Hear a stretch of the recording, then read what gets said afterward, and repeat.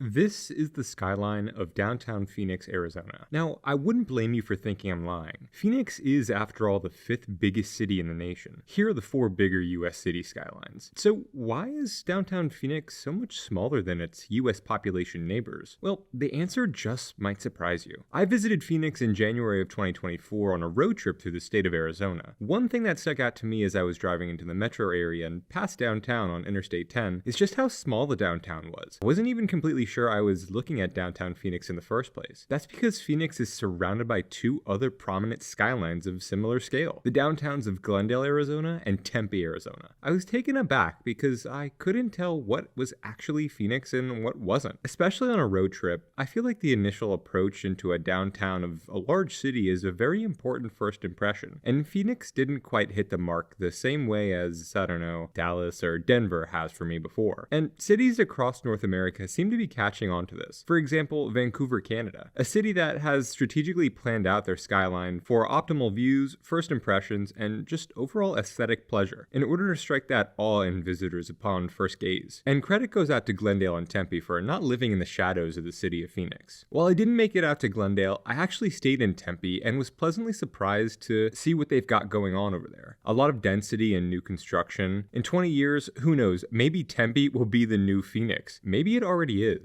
The nightlife, sports, and livelihood of downtown Tempe is more prominent than Phoenix, and that might be because it's a college town, but at this point, it's way more than that. And same with Glendale. So what exactly is there to do in downtown Phoenix? Well, surprisingly little. Let's compare Phoenix with another growing US Sunbelt capital city, Austin, Texas. I feel like these cities are a good comparison. Strong job markets centered in tech and defense, but as far as their downtowns go, the differences are glaring.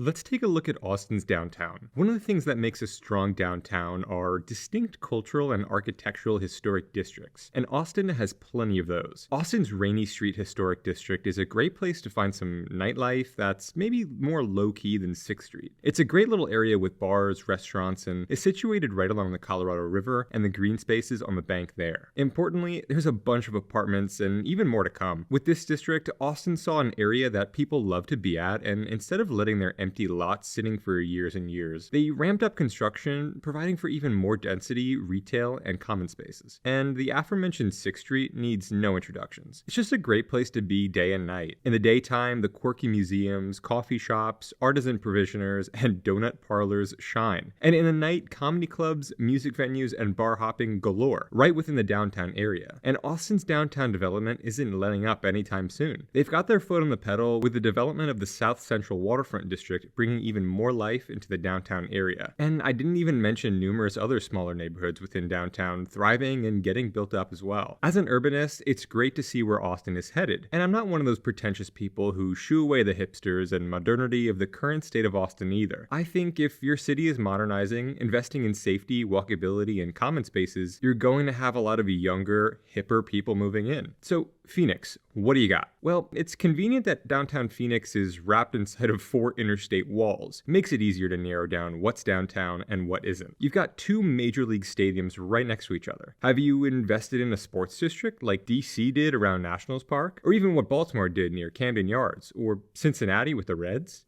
Oh, no. Nothing? Just a bunch of parking structures and stroads in downtown next to both of your arenas? Okay, weird. Well, do you at least have a historic district with some local shopping and dining? No? Just a bunch of empty office buildings with empty, expensive bottom floor retail spaces? Literally not a single coffee shop or common space? Well, okay. This looks promising. Roosevelt Row. Okay. What's there? A bunch of new housing developments, a nice shopping district, a food hall, some nice museums, and a weekly farmers market. Walking and biking infrastructure could use some improvement, but overall, nice. A lot of empty lots, a lot of potential, with no construction in sight. Well, that's something. So just one nice area in downtown. Okay. You know, you're the 5th biggest city in the country, right? Like, you can and should be doing better than this. I mean, for real. Like, look at Charlotte. Charlotte is killing the game right now. Why can't you be like Charlotte? Or Austin? It's too hot? I don't know. That sounds like an excuse to me. Even Miami is doing things right lately. Okay, so now you know that, yes, downtown Phoenix is very, very small and very, very boring. But there's gotta be a reason for all this, right? Well, yeah.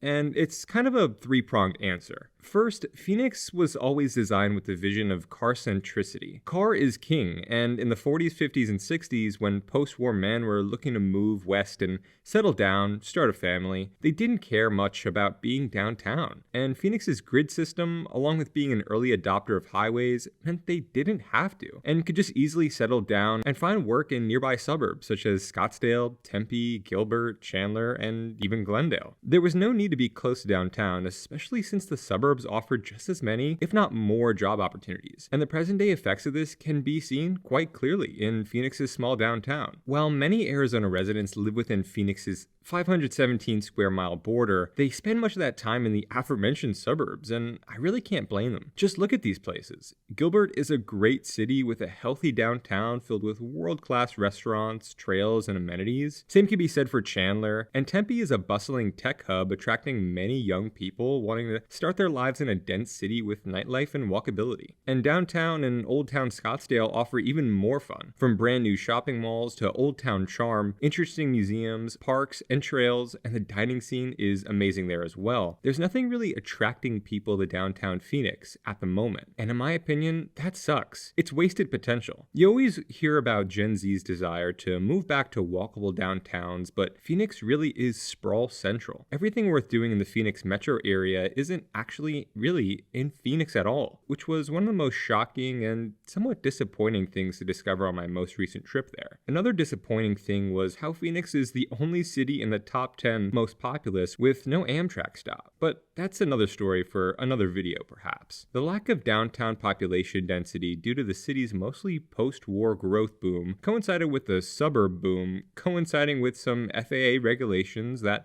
make downtown Phoenix the perfect storm for the unnotoriety. Here's to hoping Phoenicians start moving inward and upward instead of outward. Don't forget to like and subscribe, and I'll see you next week on Town, City, State.